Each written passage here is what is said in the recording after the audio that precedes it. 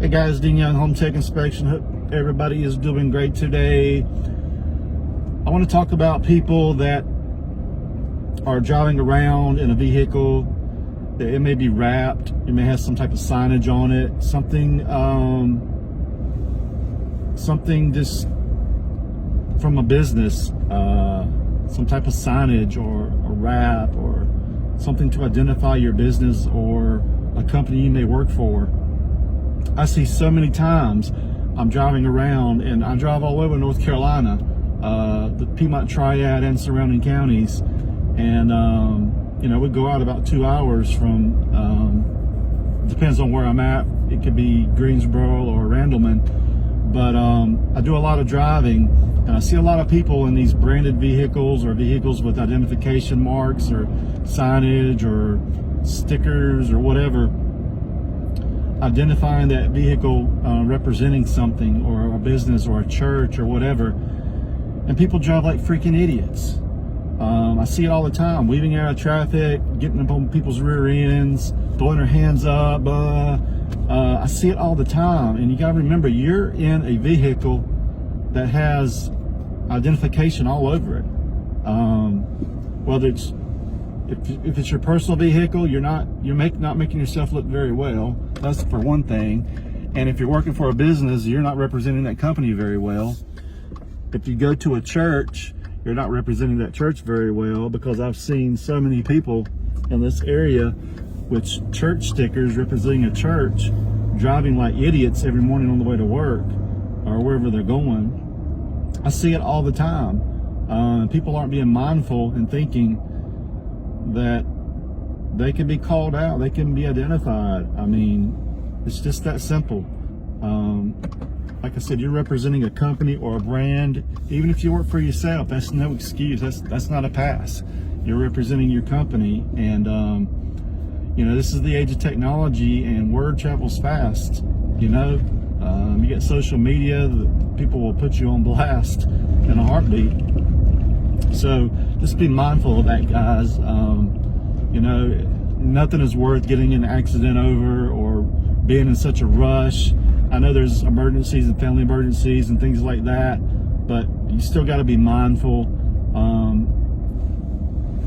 It's just, things happen, but you just got to be mindful of how you drive sometimes, and know people see that vehicle or could take a picture of it or whatever, and contact your supervisor or whatever. And losing a job over something that you could have avoided, it is not worth it, honestly. So besides that, I'm taking tomorrow off, believe it or not, and I'm gonna see if I can get my fence post in the ground. Trying to figure out what this weather's gonna do, but yeah, I want to get my fence put in tomorrow, hopefully, or at least the post set, and go from there, man. It's been sitting there too long, and I'm just ready to get it done and have one less thing on my list to do. Got some flooring we got to lay in our bathroom that we ordered. It's sitting in the living room, so it's pretty much immaculated, that's for sure. So we got that. So let's see what else.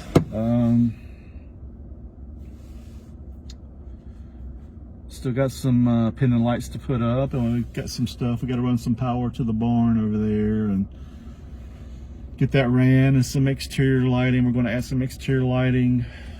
We've got some cameras added, and we're just wanting to update the lighting, make it a lot brighter, so you can see if anything were to go on at night in the back. We can get that video, make it a lot clearer, I guess you'd say, with more lighting back there. And that's about it. Inspections are going well. This is October, and we're at the end of October. I mean, we're in the last week of October, and it's coming to an end. We didn't quite hit the number that we hit in September, but let me just say that September was wow. September was really wow. The numbers were probably the highest of the year so far. Being that COVID hits. We did take a dip in March, a little dip, but every month after that has just increased and increased and increased, and our numbers have just, I've just been so blessed and so honored, and people know that I'm a person that gives back, and I give back as much as I can when available. There's just many ways that I do that a lot of people do not see, other than through my church and doing missionaries and all that good stuff. But you know, I do things that people do not know and see. You're not supposed to be that person. You know, look at me, I done this. Look at me, I done. Look at me, I done. You know, whatever. A lot of people do it for attention. I don't do it for attention. I do it because I've been blessed. So, you know, you give to others, you give back. You give back to the community in different ways. And so yeah, getting ready for this. We're in the fall, getting ready for winter coming up. Getting ready to hire a part-time person for Vanessa to get them trained and be ready to hit at it this spring. I'm gonna say February. It's gonna start picking back up and hitting things. I think October, we're getting ready to go into November, so you got November, December are going to be the slow months, and then we're probably going to get a little bit of that nasty weather around January, maybe into February. Just depends, but I think after January we're going to start picking things back up. And I was hoping to get a guy in here, or a girl, whoever wants to do can do home inspections, licensed, somebody that's already licensed. And it's going to take a few months to get you trained. That's why I've been advertising so early, to get somebody in here, get them trained, so they'll know the procedures, they'll know the software, and they'll be ready to go. Because when things start hitting back up, there's just not going to be enough time. All you're going to be doing is just following me, and I'm not going to have time to stand around and teach you stuff. You just going to have to follow me like a shadow, and maybe just watch what I do, but there's not going to be much talking going on, not much standing around, because I'm not going to be distracted.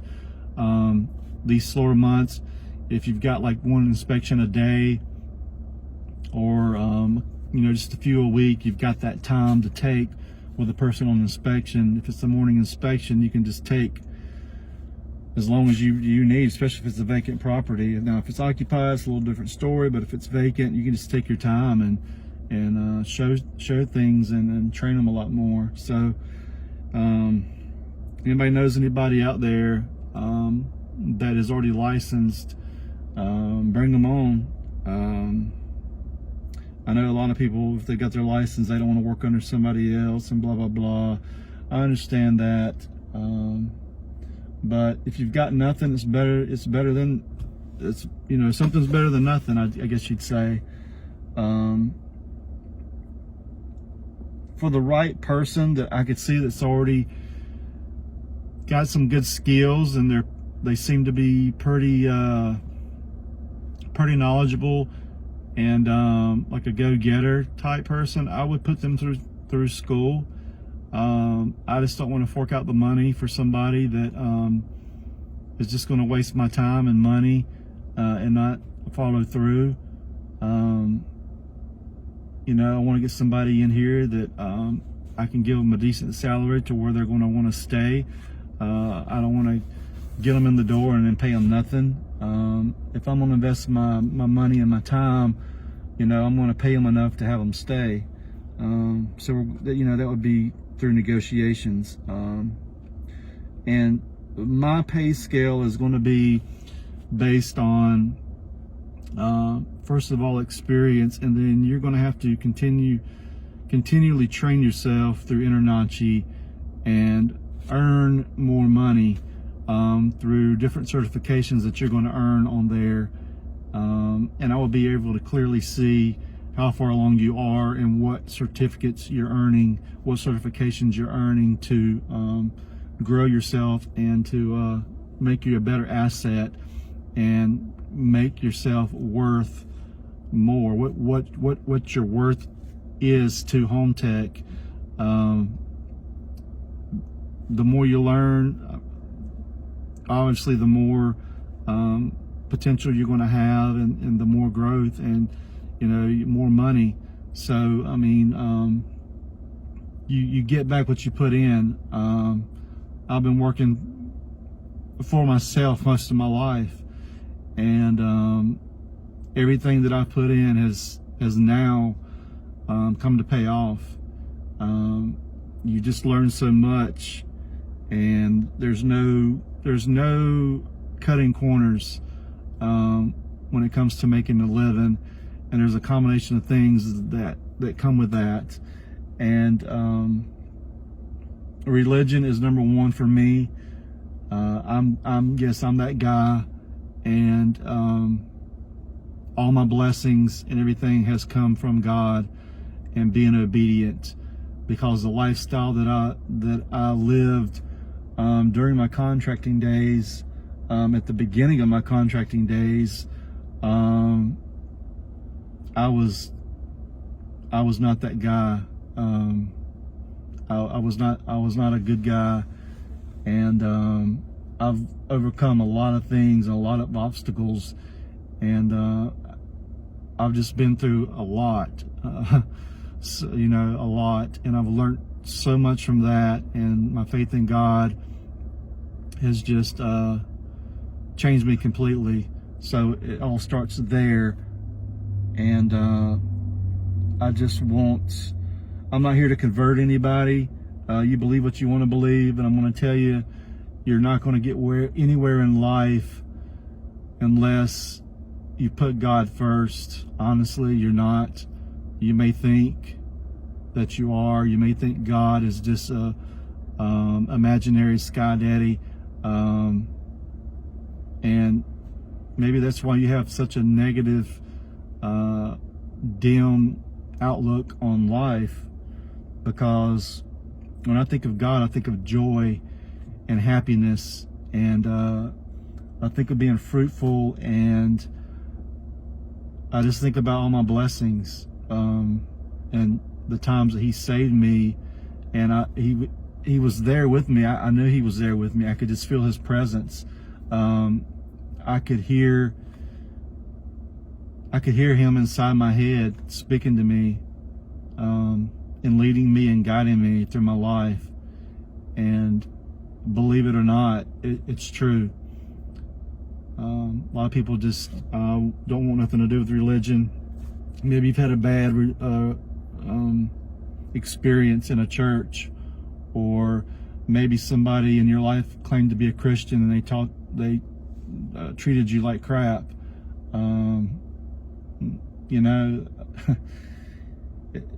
You got to surround yourself with positive people. I've said this before. It all comes down to the people that you're around. Look at yourself. Really, honestly, look at yourself and look at the people you're around.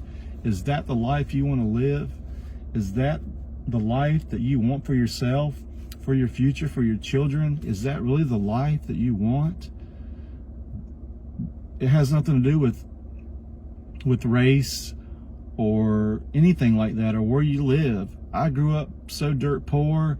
Nobody's giving me anything because I'm white, whether you want to think they did or not, because I've always been self-employed, and I've always went out and dug the trenches and made myself what I am today. It's not because of my color. It's because I fought for it. I've dug in deep.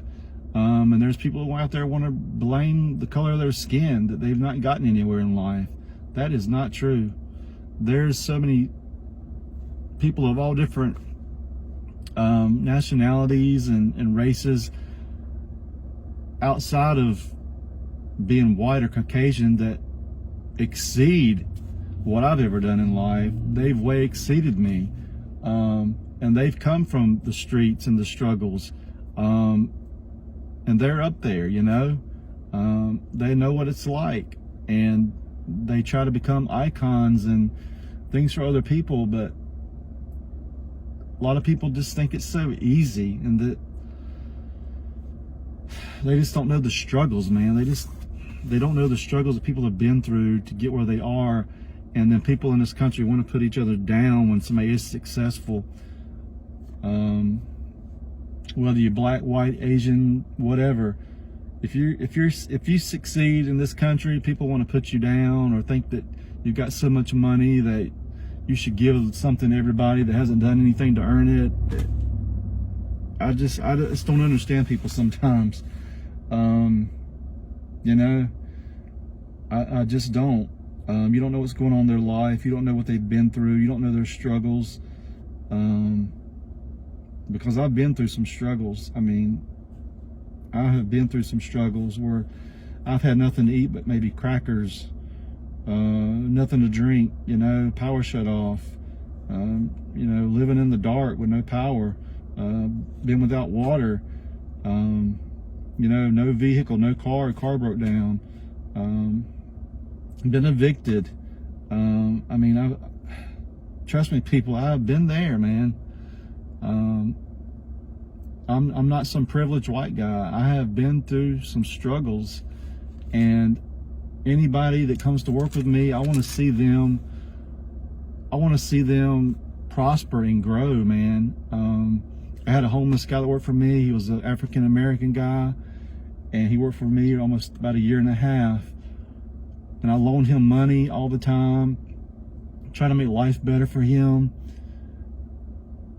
And every time I thought he was doing better, he was doing things behind my back that I wasn't seeing, and he wasn't using the money for what he said he was. And man, I tried so hard for this guy, man. I got him out of a hotel, got him into a rental place, and it just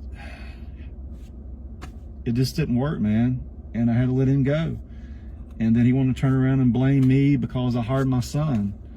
Had nothing to do with my son, which was Vanessa, to be my stepson.